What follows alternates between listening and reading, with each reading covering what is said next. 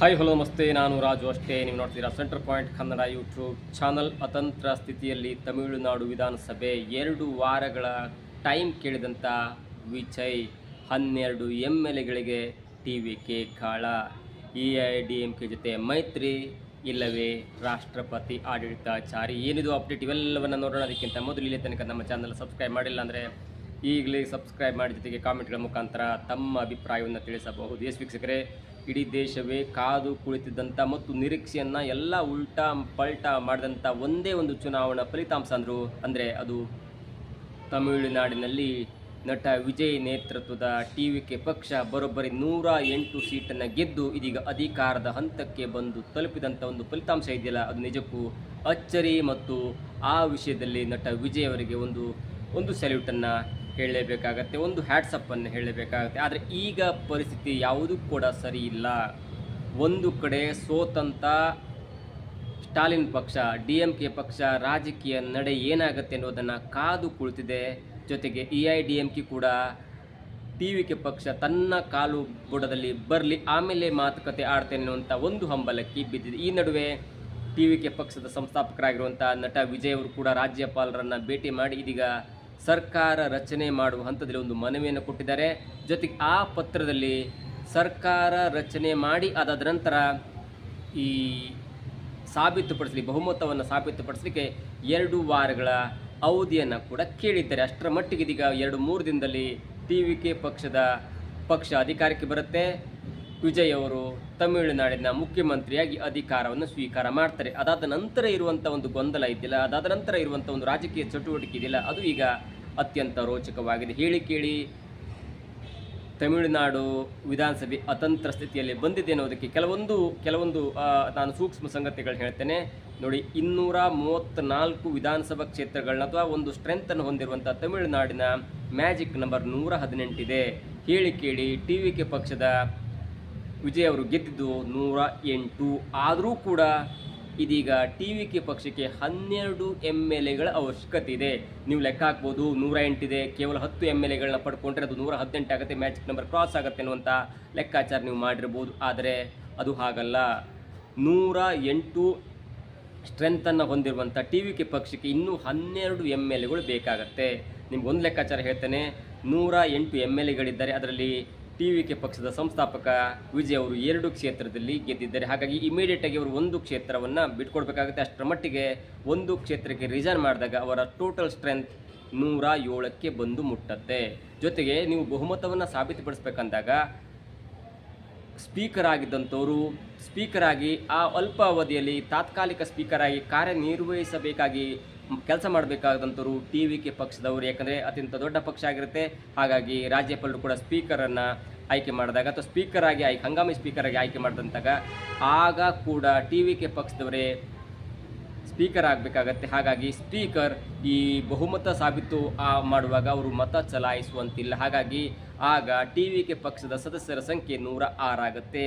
ಜೊತೆಗೆ ನೀವು ಮ್ಯಾಜಿಕ್ ನಂಬರ್ನ ಕ್ರಾಸ್ ಮಾಡಬೇಕಂದ್ರೆ 118 ಆಗುತ್ತೆ. ಹೀಗಾಗಿ 12 MLAಗಳ ಅವಶ್ಯಕತೆ ಬರುತ್ತೆ. ಹೀಗಾಗಿ TVK ಪಕ್ಷ ಬೇರೆ MLAಗಳಿಗೆ 12 MLAಗಳಿಗೆ ಇದೀಗ ಗಾಳವನ್ನು ಹಾಕಿದೆ. ಇದು ಒಂದು ಮಟ್ಟಿನ ಲೆಕ್ಕಾಚಾರ. ಇನ್ನು ಯಾರ್ಯಾರು ಸಪೋರ್ಟ್ ಮಾಡ್ಬೋದು? ಈಗ ಬರ್ತಾ ಇರುವಂಥ ಒಂದು ಅಪ್ಡೇಟ್ ಪ್ರಕಾರ PMK ಅಂಬುಮನಿ ರಾಮದಾಸ್ ಅವರು ಈಗ ತನ್ನ ಪಕ್ಷ 4 MLAಗಳನ್ನು ಹೊಂದಿದೆ ಮತ್ತು ನೇರವಾಗಿ ನಾವು ಮಾತುಕತೆ ಮುಖಾಂತರ TVK ಪಕ್ಷಕ್ಕೆ ನಾವು ಸಪೋರ್ಟ್ ಮಾಡ್ತೇವೆ ಅನ್ನುವಂಥ ಒಂದು ಬೆಂಬಲವನ್ನು ಘೋಷಣೆ ಮಾಡಿದೆ. ಅಷ್ಟರ ಮಟ್ಟಿಗೆ 4 ಆಯಿತು. ಇನ್ನು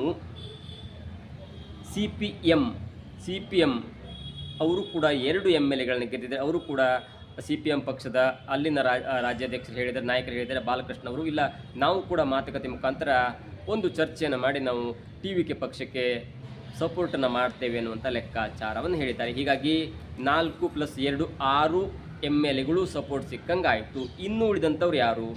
VCK ಪಕ್ಷದವರು 2 ಇದ್ದಾರೆ, CPIನವರು 2 ಇದ್ದಾರೆ, DMDK ಅವರು ಒಬ್ಬರಿದ್ದಾರೆ, AMMK ಅವರು ಒಬ್ಬರಿದ್ದಾರೆ, ಅಮ್ಮ ಮುನ್ನೇತ್ರ ಕಳಗಂ ಪಕ್ಷದವರು ಒಬ್ಬರಿದ್ದಾರೆ. ಹೀಗಾಗಿ ಅವರೆಲ್ಲ ಸೇರಿದ್ರು ಕೂಡ 12 ಆಗಲ್ಲ. ಒಂದು ವೇಳೆ ಕಾಂಗ್ರೆಸ್ನ 5 MLAಗಳು ಸಪೋರ್ಟ್ ಮಾಡಿದರೆ, ಯಾರಿಗೆ TVKಗೆ ಸಪೋರ್ಟ್ ಮಾಡಿದರೆ, ಅಷ್ಟರ ಮಟ್ಟಿಗೆ ಈ 12 ಅಂದರೆ ಈಗಾಗಲೇ 6 ಸಿಕ್ಕಿದೆ, ಅಂದರೆ PMK ಇಂದ 4, CPM ಇಂದ 2 ಸಿಕ್ಕಿದೆ, 6 ಆಯಿತು.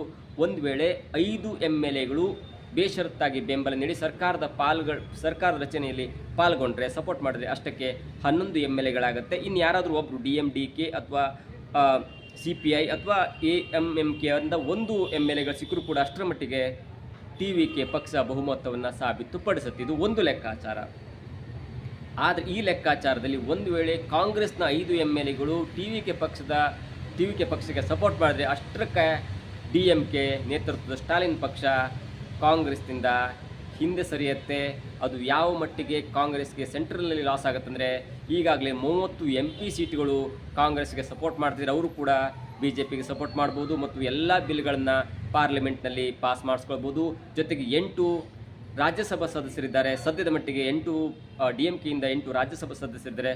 ಅವರು ಕೂಡ ರಾಜ್ಯಸಭೆಯಲ್ಲಿ BJPಯ ಬಿಲ್ಗಳಿಗೆ ಸಪೋರ್ಟ್ ಮಾಡಿದ್ರೆ BJP ಬರುವ ಎಲ್ಲ ಬೀಜಗಳು ವುಮೆನ್ ರಿಸರ್ವೇಷನ್ ಆಗಿರ್ಬೋದು ಅಥವಾ ಈ ಡಿಲಿಮಿಟೇಷನ್ ಅಂದರೆ ಲೋಕಸಭಾ ಸೀಟ್ಗಳ ಸಂಖ್ಯೆ ಜಾಸ್ತಿ ಮಾಡೋದಾಗಿರ್ಬೋದು, ಇವೆಲ್ಲವೂ ಕೂಡ ಆರಾಮಾಗಿ ಪಾಸ್ ಮಾಡ್ಕೊಳ್ಬೋದು. ಯಾಕಂದರೆ 2/3 ಮೆಜಾರಿಟಿ ಅವ್ರಿಗೆ ಸಿಗುತ್ತೆ. ಹಾಗಾಗಿ ಇಲ್ಲಿ ಒಂದು ವೇಳೆ ಕಾಂಗ್ರೆಸ್ನ 5 MLA ಅಥವಾ ಕಾಂಗ್ರೆಸ್ ಪಕ್ಷ TVK ಪಕ್ಷಕ್ಕೆ ಸಪೋರ್ಟ್ ಮಾಡಿದ್ರೆ, ಯಾಕಂದರೆ TVK ಪಕ್ಷ ಗೆದ್ದ ನಂತರ ಮಕಾಡಿ ಮಲಗಿದ್ದು ಅಥವಾ ಮಾನ ಮರ್ಯಾದೆ ಮೂರ್ಖಾಸಿಗೆ ಹರಾಜಾಗಿದ್ದು ಅಂದರೆ ಆಡಳಿತ ಪಕ್ಷದ ಸ್ಟಾಲಿನ್ ಅವರಿಗೆ ಯಾವ ಲೆವೆಲ್ಗೆ ಮುಖಭಂಗ ಆಗುತ್ತೆ ಅಂದರೆ, ಸ್ಟಾಲಿನ್ ಅವರು ಸ್ವಂತ ಕ್ಷೇತ್ರದಲ್ಲೂ ಕೂಡ 30 ವರ್ಷಗಳ ನಂತರ ತನ್ನ ಸ್ವಂತ ಕ್ಷೇತ್ರದಲ್ಲೂ ಕೂಡ ಸೋಲುವಂಥ ಒಂದು ಪರಿಸ್ಥಿತಿ ಬಂದು ಮುಟ್ಟುತ್ತೆ. ಹೀಗಾಗಿ ಅವರು ಸೋಲಿಗಾಗಿ ಸೇಡಿಯನ್ನು ತೀರಿಸ್ಕೊಳ್ಳಿಕ್ಕೆ ಕಾಯ್ತಾ ಇದ್ದಾರೆ.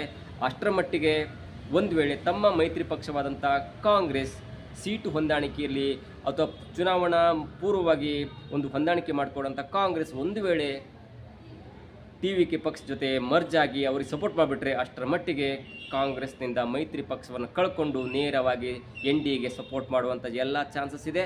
ಮುಂಬರುವ ಚುನಾವಣೆಯಲ್ಲೂ ಕೂಡ ಅದು 2029 ಪಾರ್ಲಿಮೆಂಟ್ ಚುನಾವಣೆಯಲ್ಲೂ ಕೂಡ ಅದು ಕಾಂಗ್ರೆಸ್ಗೆ ಅಥವಾ ಇಂಡಿ ಕೂಟಕ್ಕೆ ದೊಡ್ಡ ಹಿನ್ನಡೆಯಾಗುತ್ತೆ. ಇದು ಒಂದು ಲೆಕ್ಕಾಚಾರ. ಹಾಗಾಗಿ ಈ 5 MLAಗಳು TVKಗೆ ಸಪೋರ್ಟ್ ಮಾಡ್ತಾರಾ ಇಲ್ವಾ ಗೊತ್ತಿಲ್ಲ. ಎರಡನೇದಾಗಿ TVK ಪಕ್ಷದ ಮುಂದಿರುವಂಥ ಒಂದು ಲೆಕ್ಕಾಚಾರ ಅಂದರೆ, ಸಾರಸಗಟಾಗಿ AIADMK ಜೊತೆ ಮೈತ್ರಿಯನ್ನು ಮಾಡಿಕೊಂಡು ಈ ಚಿಕ್ಕ ಪುಟ್ಟ ಸಮಸ್ಯೆಯನ್ನು ಬಗೆಹರಿಸೋಕ್ಕಿಂತ ನೇರವಾಗಿ ಒಂದೇ ಟಾರ್ಗೆಟ್ 47 ಸೀಟನ್ನು AIADMK ಗೆದ್ದಿದೆ. ಜೊತೆಗೆ ಸಿದ್ಧಾಂತವನ್ನು ಹೊರತುಪಡಿಸಿ, ಯಾಕಂದರೆ ಈ TVK ಪಕ್ಷದವರಿಗೆ ಒಂದು ಮುಜುಗರ, ಒಂದು ಹಿನ್ನಡೆ ಅಂದರೆ ರಾಜಕೀಯ ವೈರಿಯಾಗಿ DMKನ ನೋಡಿದ್ರು, ಸಿದ್ಧಾಂತದ ವೈರಿಯಾಗಿ AIADMK ಅಥವಾ BJPಯನ್ನು ನೋಡಿದ್ರು. BJP 1 MLAನ ಹೊರಗಿಟ್ಟು AIADMK ಜೊತೆ ಮೈತ್ರಿಯನ್ನು ಮಾಡಿಕೊಳ್ಳುವಂಥ ಸಾಧ್ಯತೆ ಹೆಚ್ಚಾಗಿದೆ ಮತ್ತು TVK ಪಕ್ಷಕ್ಕೆ ಅದು ಒಳ್ಳೆಯದು. BJPಯನ್ನು 1 MLA ಹೊರಗಿಡಬೇಕು.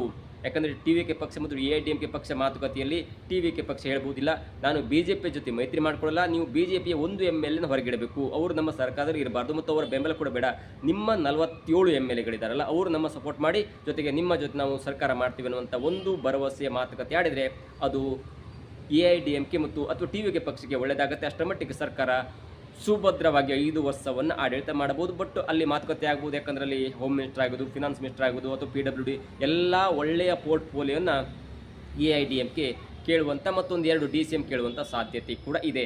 ಅದು ಒಂದು ಲೆಕ್ಕದಲ್ಲಿ ಒಳ್ಳೆಯ ಲೆಕ್ಕಾಚಾರ. ಇನ್ನು AIADMKನೂ ಆಗಿಲ್ಲ ಅಥವಾ ಎಲ್ಲ ಪಕ್ಷಗಳು ಕೈಕೊಟ್ಟರು ಅಂದರೆ ಅಥವಾ ಬಹುಮತವನ್ನು ಸಾಬೀತು ಮಾಡಲಿಕ್ಕೆ ಆಗಲಿಲ್ಲ TVKಗೆ 2 ವಾರದ ಅಂತರದಲ್ಲಿ ಅಂದರೆ, ಆಗ ತನ್ನ ಅಧಿಕಾರವನ್ನು TVK ಪಕ್ಷ ಕಳ್ಕೊಳ್ಬೇಕಾಗತ್ತೆ. ಅದಾದ ನಂತರ ರಾಜ್ಯಪಾಲರು 2ನೇ ಹಂತದಲ್ಲಿ DMK 2ನೇ ಅತಿ ದೊಡ್ಡ ಪಕ್ಷವಾಗಿರುವಂಥ DMK 59 ಸೀಟನ್ನು ಗೆದ್ದು ಅದಕ್ಕೆ ಒಂದು ಆಹ್ವಾನವನ್ನು ಕೊಡಬಹುದು. ನೀವು ಸರ್ಕಾರ ರಚನೆಗೆ ಪ್ರಯತ್ನ ಮಾಡಿ, ಯಾರ ಜೊತೆ ಹೊಂದಾಣಿಕೆ ಮಾಡ್ಕೊಳ್ಳಿ ಅನ್ನುವಂಥ ಪ್ರಯತ್ನ ಮಾಡ್ಬೋದು. DMK AIADMK ಜೊತೆ ಮೈತ್ರಿ ಮಾಡ್ಕೊಳ್ತಾ ಅದು ಬೇರೆ ವಿಷಯ. ಒಂದು ವೇಳೆ ಅಲ್ಲೂ ಕೂಡ DMK ಪಕ್ಷ ಸೋತ್ರೆ ಅಥವಾ ಬಹುಮತವನ್ನು ನಾನು ಮಾಡಲ್ಲ, ಚುನಾವಣೆಗೆ ಹೋಗ್ತೇನೆ ಅನ್ನುವಂಥ ನೇರವಾದಂಥ ಉತ್ತರವನ್ನು ಕೊಟ್ಟರೆ, ಆಗ ರಾಜ್ಯಪಾಲರ ಆಡಳಿತ ಅಂದರೆ ರಾಜ್ಯಪಾಲರು ರಾಷ್ಟ್ರಪತಿಗೆ ಮನವಿಯನ್ನು ಮಾಡ್ತಾರೆ, ಇಲ್ಲಿ ಹೀಗಾಗಿದೆ, ಅತಂತ್ರ ವಿಧಾನಸಭೆ ಇದೆ ಅನ್ನುವಂಥ ಮನವಿಯನ್ನು ಮಾಡಿದಾಗ ಆಗ ರಾಷ್ಟ್ರಪತಿಗಳು ರಾಜ್ಯಪಾಲರ ಆಡಳಿತವನ್ನು ಹೇರ್ತಾರೆ. ಅದಾದ ನಂತರ ಮತ್ತೆ 6 ತಿಂಗಳಲ್ಲಿ ಮರು ಚುನಾವಣೆಯಾಗುವಂಥ ಎಲ್ಲ ಸಾಧ್ಯತೆ ಕೂಡ ಇರುತ್ತೆ. ಅದು ಇಲ್ಲಿ ಲೆಕ್ಕಾಚಾರ ಅಂದರೆ ಈ ಚಿಕ್ಕ ಪುಟ್ಟ CPIM, CPM, DMK, VCK ಎಲ್ಲ ಪಕ್ಷಗಳ ಜೊತೆ ಮೈತ್ರಿಗಿಂತ BJPಯ 1 MLAನ ಹೊರಗಿಟ್ಟು AIADMK ಜೊತೆ ಮೈತ್ರಿ ಮಾಡಿಕೊಂಡ್ರೆ ಅಷ್ಟರ ಮಟ್ಟಿಗೆ TVKಗೆ ಲಾಭ ಆಗಬಹುದು. ಆದರೆ ಪ್ರಚಾರದಲ್ಲಿ ಈ AIADMK ಮತ್ತು DMKನ ಹೊರಗಿಟ್ಟು ಪ್ರಚಾರ ಮಾಡೋದ್ರಿಂದ ಈ AIADMK ಜೊತೆ ಈಗ ಮೈತ್ರಿ ಮಾಡಿಕೊಂಡ್ರೆ ಜನರಿಗೆ ಸ್ವಲ್ಪ ಕಷ್ಟ ಆಗ್ಬೋದು ಎನ್ನುವಂಥ, ಅಥವಾ AIADMK ಕೂಡ ಒಂದು ಮ್ಯಾನಿಫೆಸ್ಟೋನ ಅಂದರೆ ಪ್ರಣಾಳಿಕೆಯನ್ನು ಮಾಡಿದೆ, ಆ ಪ್ರಣಾಳಿಕೆ ಮತ್ತು ಈ ಪ್ರಣಾಳಿಕೆ ಎಲ್ಲವೂ ಕೂಡ ಮಾಡಿಕೊಂಡು ಜನರಿಗೆ ಹೇಗೆ ನಾವು ಅಧಿಕಾರವನ್ನು ಮಾಡಬಹುದು ಎನ್ನುವಂಥ ಲೆಕ್ಕಾಚಾರ ಗೊಂದಲ ಕೂಡ ಇರಬಹುದು. ಆದರೆ ಏನಾದರೂ ಮಾಡಿ 5 ವರ್ಷ ಸರ್ಕಾರ ಮಾಡಬೇಕಂದ್ರೆ ಅದು AIADMK ಜೊತೆ ಮೈತ್ರಿ ಮಾಡ್ಕೊಂಡು ಸರ್ಕಾರ ಮಾಡಿದ್ರೆ ಅಷ್ಟರ ಮಟ್ಟಿಗೆ TVK ವಿಜಯ್ ಜನರಲ್ಲಿ ಗೆಲ್ಲಬಹುದು, 5 ವರ್ಷ ಅಧಿಕಾರವನ್ನು ಮಾಡಬಹುದು. ಇಲ್ಲಾಂದರೆ ಈ ಚಿಕ್ಕ ಪುಟ್ಟ 1, 2, 3 ಸೀಟ್ಗಳನ್ನ ಗೆದ್ದುಕೊಂಡು ಮಾಡಿದರೆ ಅಥವಾ ಕಾಂಗ್ರೆಸ್ ಏನಾದರೂ ಸಪೋರ್ಟ್ ಮಾಡಿದರೆ ಅಷ್ಟರ ಮಟ್ಟಿಗೆ ಅಧಿಕಾರವನ್ನು ಮಾಡ್ಬೋದೇ ಹೊರತು ಆದರೆ ಪದೇ ಪದೇ ಗೊಂದಲ ಆಗ್ತಾ ಇರ್ಬೋದು. ಆದರೆ ಏನಾದರೂ ಒಂದು ವೇಳೆ ಎಲ್ಲವೂ ಬೇಡ, ನಾನು DMK ಹೊರಗೆ ಹೋದರೂ ಕೂಡ ಪರವಾಗಿಲ್ಲ, ನಾನು 5 ಸೀಟನ್ನು TVK ಜೊತೆ ಸಪೋರ್ಟ್ ಮಾಡ್ತೇನೆ, ಮುಂದಿನ ಚುನಾವಣೆಯಲ್ಲಿ ಹೆಲ್ಪ್ ಆಗುತ್ತೆ ಅನ್ನುವಂಥ ಒಂದೇ ಒಂದು ಅಜೆಂಡಾ ಇಟ್ಕೊಂಡು ಕಾಂಗ್ರೆಸ್ ಏನಾದರೂ TVKಗೆ ಸಪೋರ್ಟ್ ಮಾಡಿದ್ರೆ ಅಷ್ಟರ ಮಟ್ಟಿಗೆ 1ನೇ ಚಾನ್ಸ್ ಕೂಡ ಇಲ್ಲಿ ಸಾಧ್ಯತೆ ಇರುತ್ತೆ. 5 seat Congress, 4 seat PMK, 1 seat ಯಾರಾದರೂ ಅಕ್ಕಪಕ್ಕದವರು ತಗೊಂಡ್ರೂ ಕೂಡ ಅಷ್ಟರ ಮಟ್ಟಿಗೆ 12 ಸೀಟ್ಗಳು ಬರಬಹುದು.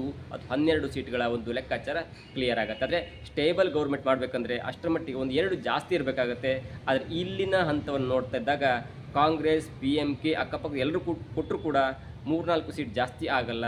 ಮುಂದಿನ ಹಂತದಲ್ಲಿ ಏನು ಆಗುತ್ತೆ ಎಲ್ಲವೂ ಕೂಡ ಕಾದು ನೋಡಬೇಕಾಗಿದೆ. ಇದಾಗಿತ್ತು ಇವತ್ತಿನ ವಿಶೇಷ. ನೋಡ್ತಾ ಇರಿ centre point Kannada YouTube channel.